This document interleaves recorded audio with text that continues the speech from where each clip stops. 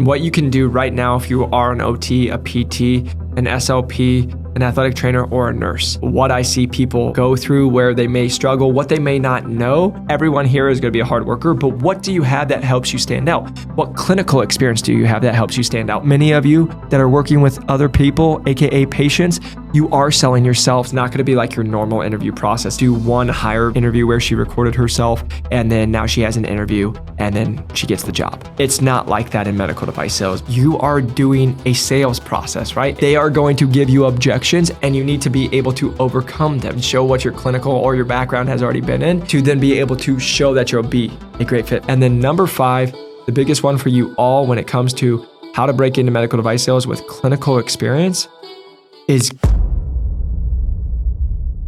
welcome back to New to Medical Device Sales. I am your host, Jacob McLaughlin, and we are coming here today to give you all some knowledge. Hopefully giving you some steps that you're going to be able to go take right away, have success. And why I'm making this episode is because we have helped a lot of nurses, especially as of late, break into medical device sales. It has been so much fun, but also we've helped OTs, SLPs, PTs, and people with clinical experience. And I want to make this episode for you all. When we are going through this process, what I've noticed with many of nurses and those clinicals, PTs, SLPs, OTs, athletic trainers, stuff like that with clinical experience, many times they are the individuals who aren't sure how to show that their clinical experience is transferable to medical device sales because they'll get told that it's not, but also just the confidence of what to be doing because the job process and the interview process is so different than what you're currently in. And so just so I can talk to it a little bit is, my joke with all of our nurses, and if you guys have been here, like all the nurses always tell me and they're laughing, it's like, hey, basically if I have a pulse and I have a certification, I'm going to get a job, right? And that is just not med device sales. And it's the same thing with all my OTs, PTs, SLPs. What you have to think about is it's more like when you were trying to get into school, right? Whether it's your master's or your doctorate program, you guys were going up and, going up against 2, 3, 5,000 other people to get 30 spots or 40 spots or whatever it was for the program that you went into. And that's what more med device sales is, but it's even more competitive. And so what you guys have to understand, it's just a different look. And so that's what I wanted to dive in today of like what I see people go through, where they may struggle, what they may not know, and then what you can do right now if you are an OT, a PT, an SLP, an athletic trainer, or a nurse. And so I just want to give you guys some really good advice. Hopefully you can take your background and you can go be able to leverage this into interview processes. So the number one thing that I see when we are going through this process is most nurses and those clinical experiences don't know how the interview process works. And so again, what I always just make sure that you all know is it's not going to be like your normal interview process. It's not, hey, one and done. Like for example, my mom, she's a diabetes educator, former nurse. She's going through the interview process actually with Mayo, and literally it was do one higher view interview where she recorded herself and then now she has an interview and then she gets the job. It's not like that in medical device sales. Medical device sales is on average 5 to 7 interviews. We just had one of our interviews with Greg, which you can go back and watch. It took him 8 interviews with one company to get hired. And so you have to understand it's an extremely competitive industry. And why that is so I can just make sure everyone knows is on average, a medical device sales rep is going to make around $177,000. That's not going to be first year. That is going to be the average, right, of a med device rep. But like that's what you'll work up to as your average. But about $177,000. And you also a lot of times will get a car or a car stipend. You'll get your gas paid for. You'll get all the 401k. We see a lot of 6% matches on that. A lot of times we'll see people getting the best insurances, all the above. There's just a lot that comes into this world. And so you just have to understand it's an extremely competitive world. So the only reason I share that with you all is to just show you, hey, what you did to get hired as a PT or an OT or as a nurse, it's not going to be the same process because you just applying, it's not going to work, right? You can go back and watch the podcast with Kylan, who we just recently got hired as a nurse, or Noah. You can't just put your application into a process and hope it works out. Because many times you're going to do that with 15, 20 plus different companies, and they're just going to spit it back out to you and say, hey, sorry, we went with someone else. Because AI is going through it, they're going to check it. And again, they're looking for a lot of different things. But what you have to understand is it's just a way different process and it's way more competitive. So just what I want you guys to understand is please, to save you all time, please do not just go find positions and just apply. Because if you do, you're going to be spending a lot of time that's not going to lead anywhere. number one. And number two, best case scenario, let's say you send out 30 applications and you get one interview. And then my whole conversation is, what do you do in that interview, right? What's interview 1 to interview 3 to interview 5? And that's where the challenge can come in. Instead of just applying, actually go network with reps, network with people in the industry, have conversations with them, get on LinkedIn, talk to people, right? You got the lobby network now that you can just reach out to people and just make sure that you're connecting with these human beings so that you can learn more about the positions, about the companies, about the divisions, about where you'd want to be, about, possible products. Maybe you have relationships at other places. Like that's where you just need to be making sure that you're networking and not just applying, because everyone will say it's who you know. And just the honest to God truth is that's only a piece of it, because just knowing somebody, best case scenario, will just get you an interview, right? You still have to know what to do throughout that process. Just understand this is a way different interview process, and just applying is not going to get you very far, even though you do have great clinical experience. Number two, when it comes into what roles you should be applying for, the best part of where you guys are coming from clinical experience is a lot of times you could be an associate sales rep, a clinical specialist, or a territory manager. It's just going to be depending on a lot of times age, experience, life events, like how old are you, what have you had happen? Because again, many people that we've had nurses come in, all of them. We've had nurses as full line reps. A lot of them will come in that clinical specialist role. And the reason is they don't usually want a quota. They want to be more patient facing. They want to be the product specialist. And they don't want to have to worry about like, oh my gosh, if I'm going to, have a base and then this quota. Again, many clinical specialists are usually like, you'll probably get 80 to 90% of money in salary. And then from there, you'll get maybe like a 10% commission. But some companies will just do 100% salary, right? And so it's a little different. So a lot of nurses and healthcare professionals we get like that route. But again, you can also come in as an associate sales rep. You can come in as a full line sales rep because you guys do have great clinical experience. So there's a lot of different routes, and that's why the healthcare professionals are so dangerous when you guys are coming in here, is you can go in all different realms, deciding where you really want to go. But how are you going to know? Well, that's where networking, talking to people, finding out like, hey, what's the associate rep like? What's the clinical rep like? What's the territory manager rep like? What's this look like? Because if you guys do your research, yes, a territory manager, full line rep role, that's way harder to obtain than, let's just say, an associate sales rep role, right? Because associate is entry level, territory manager is, hey, you have some experience. Now, again, we've gotten people hired with no experience in these roles, but you have to do it the right way and you have to go through a process, right? Because those territory managers could be making six figures, high into the six figures normally right away. So just make sure you guys understand that and what you want to go into, because otherwise it's going to be kind of like, hey, I'm just blowing into the wind and hoping it works out. After helping thousands of people break into medical device sales, we've received a lot of messages of asking for more personalized coaching and mentorship. Our average member breaks in 8.5 weeks at over $105,000. And if you're really interested and really motivated to break into medical device sales, you can click the link below or check out our website at newtomedicaldevicesales.com. See all the testimonial videos of people breaking in with Medtronic at over $170,000, at Abbott, $175,000 as a full line rep. So if you're really excited and also motivated and wanting personalized coaching and mentorship, then go and click the link below, schedule a call, and we'll get you where you want to go. Enjoy the rest of the episode. Number 3, what you guys need to learn is how do you bring your clinical experience into medical device sales. So what's going to happen is when you guys come in, you're going to have clinical experience, right? You've worked with doctors, you've worked in the hospitals or these clinics or whatever it is. You're still going to get the pushback that you don't have experience in the OR. You don't have experience in the surgeries. You don't have experience being with surgeons and with working with the product with them that they're putting in a patient. Now, how you need to be able to overcome that is, again, number 1, you sell your guys' self every single day. So if they don't say you don't have selling experience, oh my gosh, you sell yourself every day to your patients, to other surgeons, to the other staff that you're working with. So you're doing that on the daily. From the clinical background, you may not have the exact background that they're looking for, but you do have a great foundation. A lot of you will know the anatomy, you'll know products, right? That then you already are building and putting on building blocks. And what you guys need to hear from me on this process is many of the times you will get told, hey, you don't have this, you don't have ABC. In a medical device sales interview process, you are doing a sales process, right? AKA, they are going to give you objections and you need to be able to overcome them. So when they just say, hey, you don't have the clinical experience that we're looking for, many people will be like, okay, sounds good. And they get depressed. Compared to you say, hey, thank you so much. I really appreciate that. And even though I don't have the clinical experience that you're looking for, I do have ABC. Go into detail and you're going to bring it back. Hey, you don't have sales experience that we're looking for.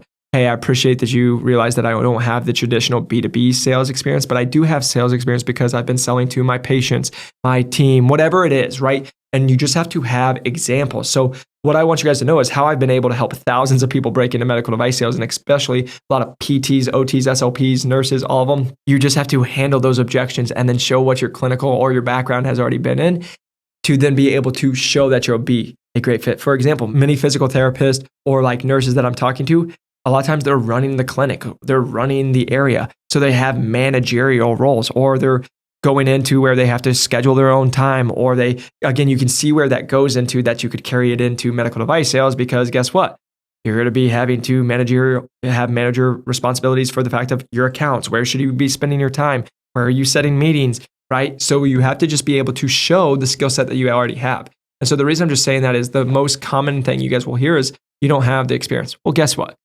Nobody else that I work with has the best experience. I was a personal trainer, still broken as a full line rep with Medtronic, right? It's just being able to show how to do the job, to get the job. You all are going to say, I'm a hard worker. Great. Everyone here is going to be a hard worker, but what do you have that helps you stand out? What clinical experience do you have that helps you stand out?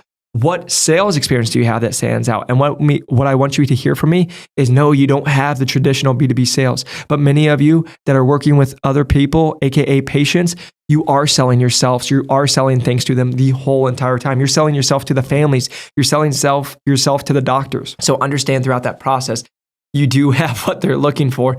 It's just how you put it. Number 4, the one thing I'm just going to say to you all is, please, please, please understand that when you guys are going and networking and doing all this stuff, just putting open to work doesn't show that you're a go-getter. Again, we just always tell people sales is a hunting game. You want to go that you're networking, you're reaching out to people, that you're doing the work. Because when you reach out to somebody and then you follow back up with them and told them that you talked to somebody else, in their head, they're like, oh, wow, this person's actually doing the work and reaching out to other people, compared to when you put open to work. And then the worst thing I ever see on LinkedIn is these people that have clinical experience, but they're open to work. And then a recruiter puts something on and they're like, I'm interested. Or somebody posts that we have a job, I'm interested. And then this is what happens. So I can just all play it out for you. Yeah, you and everyone with a mom, everyone's interested that they want that job, right? So that's not having you stand out saying, yeah, I'm interested. Great, because now the manager who posted it and got 300 messages is going to be like, well, I better reach out to this random person who said they're interested. No. Sending a message to say I'm interested on a post isn't showing that you're a go-getter. Also, again, posting you're open to work, that's not showing that you're hunting, because you're asking for a handout. That's how it is perceived. So again, go and do the work. Reach out to these people, right? And so I want you to understand when I say this is, please don't just be like, oh, I hope it works out. I'm open to work, by me putting open to work or just saying I'm interested. Great. You and everyone else, what are you doing? Because everyone says I work hard. Well, great. That's great that you said you work hard, but are you working hard? Are you getting on 20 calls? Are you putting in the work? Are you bringing an Excel sheet with, or do you have a business plan? Like, why this is such a bad strategy is then this what happens. Let's say it all plays out and you do get the interview, but then you guys don't know the difference between interviews 1, 3, 5, and 7. You don't know the difference between, hey, if I'm meeting with HR or I'm meeting with a recruiter or I'm meeting with a hiring manager. And then you guys are like, oh my gosh, I'm trying to figure out what I'm supposed to do, and understand this is one of 5, 7+ interviews. You guys need to make sure you come prepared. And then this is what I watch people do, and then they get themselves in trouble is, hey, I've never been in this interview process before, but I'm going to just try to figure it out, or I'm going to just try to wing it. And then what happens is then they don't wing it, and then they actually let go of an opportunity. And then these managers and reps are like, I knew I shouldn't have taken the call because the person didn't even know what our mission statement was, what we even sell. They couldn't even tell me why they want to be in medical device sales. They didn't have questions prepared. And then you guys make yourself look silly. And then this is why people who are trying to break into medical device sales get a bad rap, because y'all are trying to say you want to make over $100,000+ in the medical device sales, and you could have done 15 minutes of research coming prepared. So it's making sure that you guys stand out, that you do come prepared. And now I know what you guys are going to be asking. Well, Jacob, I've never done this before. How do I know it?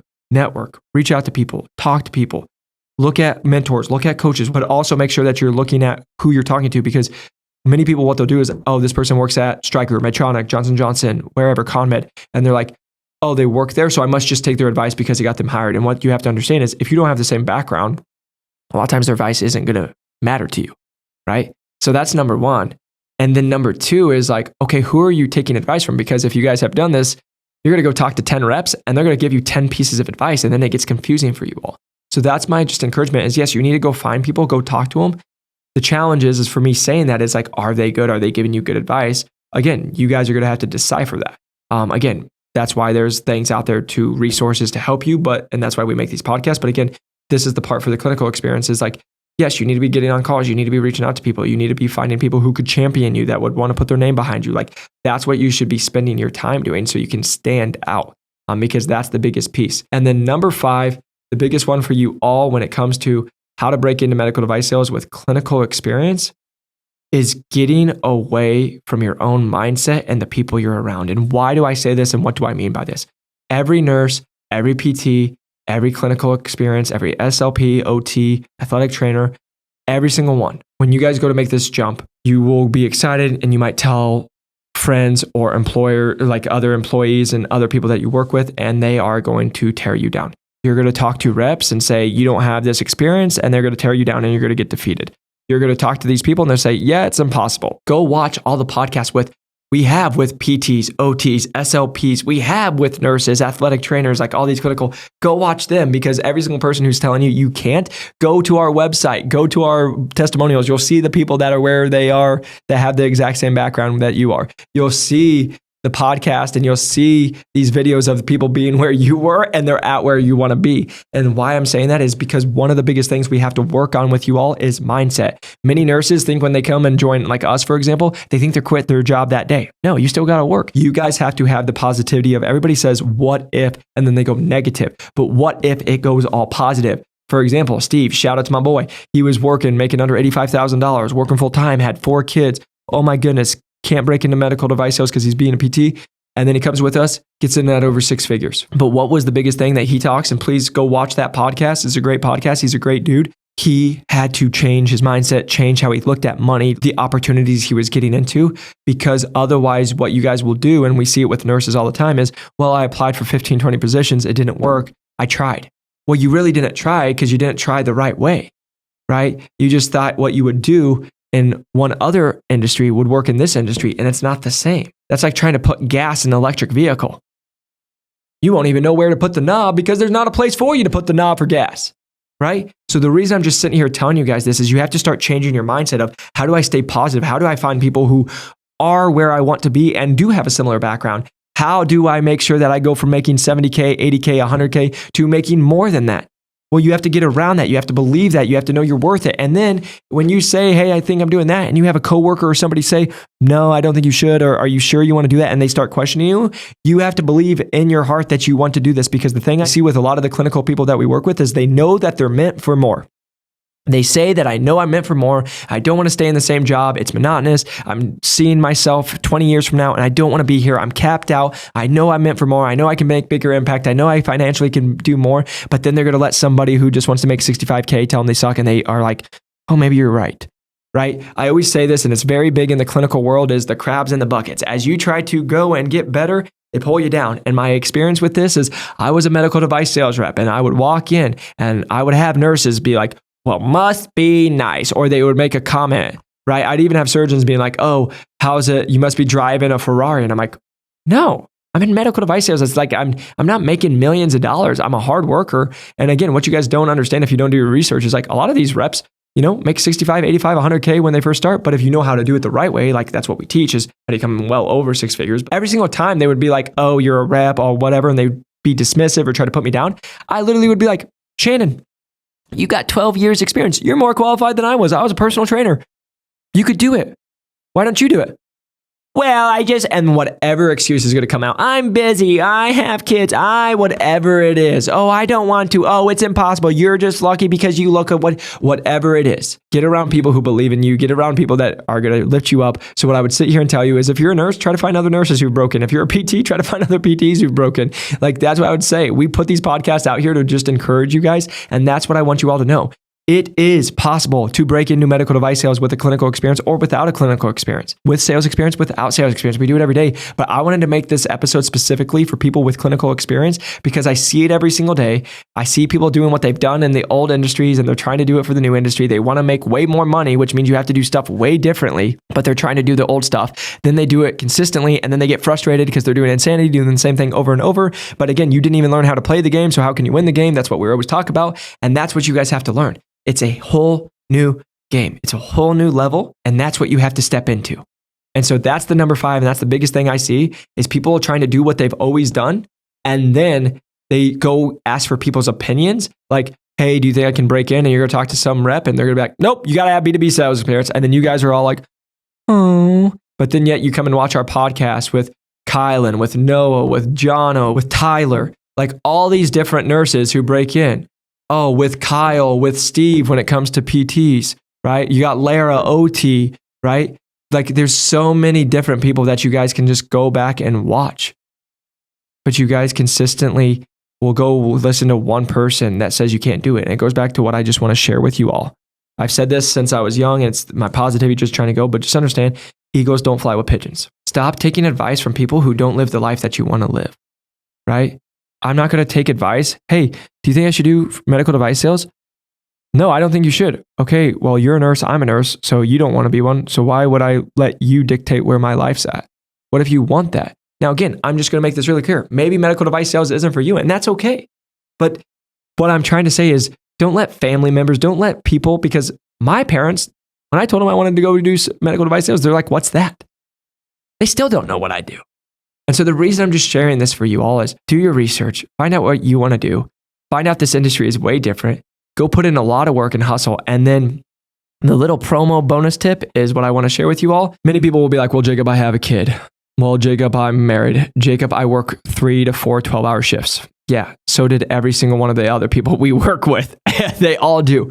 But what's the difference is they don't make excuses and it's something they really want. It's why we always say we only want to work with the most committed individuals. This is what I'm trying to tell you all to be. You have to go be the most committed individual because if you think you're 1 foot in and 1 foot out, you're never going to get hired. Hey, I'll try for a Saturday and see if I can get some jobs. It's never going to work because you're going up against people like who we help that are making this a full-time job. This is what they want to do. They're working full-time and then every other waking moment, this is what they're doing. That's the commitment. If you want to break into medical device sales is you have to look at this as another full-time job and look at it as it's a short-term job. You're not going to do this for 2 years. If you do it the right way, maybe a couple months. But again, this is the one thing I do want to say is you can do stuff for 6 months, hit your head against the wall if you're doing stuff the wrong way. So make sure you're doing stuff the right way, but go hard. And that's what I need you to hear is, again, it's like business. The person who's cocky, who thinks they can just do business 1 or 2 days a week, and they're going to beat the person who's literally working 6 days a week, every single day, 12-hour days. The cockiness is too much, and eventually they're going to lose. And so just make sure that you guys understand, yes, you guys have great backgrounds. Yes, you can do this. But if you think that 1 day a week or, 1 day every other week is going to be enough to break you into med device sales and you're going to say you tried, you really didn't try. What are you really doing? If you're a PT, OT, like all this stuff, hey, well, I don't have time. Well, I'm pretty sure you guys have time before the clinic opens at 8 and after the clinic closes at 5. Well, I have a family. Great. Wait, like our other people have done. Wake up at 4 or 5. If you can't do that, we just talked about Greg, who has 2 kids. He broke in. Guess what? We just did a podcast with him. He would go be with the family. They put the kids down around 7 or 8. And then guess what? From 8 to 10 or 8 to 11, he's doing this. And so the reason I'm just sitting here telling you guys, you got to fully commit. You got to go in and just know with clinical experience, you guys are some of the best applicants. But you let somebody telling you no stop you. You let you go into the interview process, getting told you don't have something, stop you when you just have to look at them as objections and then fully commit. So I'm really hoping this is helpful. If you know somebody who's in nursing or a clinical background and you feel like this could be helpful, please send it to them. You can press that like and subscribe button. If you guys are looking for more individualized coaching, you guys can feel free to click the link below and learn more about what we do here in our team. But I just want you guys to know, I want you to win. I want these podcasts to just be able to be like, hey, I use these and they're helpful because we've got a lot of those messages. But I just want you guys to know you can do it. Don't let other people decide if you can or cannot. I'm telling you can. And the reason I'm telling you can is I know you can because we work with people just like you every single day. But the only difference is they fully committed. They're doing the right things. And even though they're scared, even though it's a change, even though they know it's not what they've been doing or what they went to school for, they're ready to make the next version of themselves. And I would just say, if that's you, fully lean into it and jump. Because otherwise you're going to drive yourself crazy going back and forth. Maybe I should stay here. Maybe I should do this. And then what's going to happen is eventually you're going to do it. And then you're going to be in your job. And then you're going to blow up because you're like, I can't take another day. I need to do it. And then you'll make a change. Bet on you. Go make the life you want. And there's people doing exactly what you want who had the exact same background with you, who are less talented than you. You got this. We'll see you on the next one. Peace.